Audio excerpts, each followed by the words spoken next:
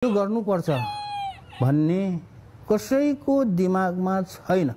1% नेपालीको दिमागमा होला, बाँकी 99% नेपालीले दुःख नमाने हुन्छ, रिस उठ्छ भनेदेखि टाउको ठोके हुन्छ।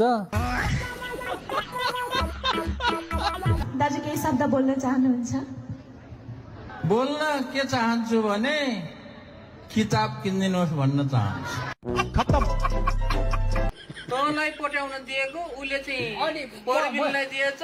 सुन यहाँ थाहा भइहाल्यो नि, यसलाई मैले ल त पठाइदिएँ भन्ने दिएको, यसले परबिनलाई दिएछ। होइन नसकेर नठगेर अनि परबिनले फेरि कालीलाई दिएछ।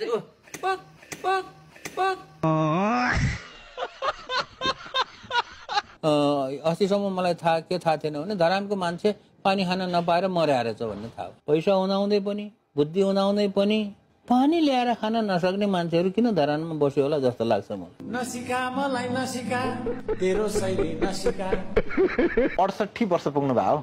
69 पुग्यो, अब 70 पनि पुग्छ। वृद्ध भत्ता आउने बेला भएछ त ल। क्या बक रहे हो मादरचोद।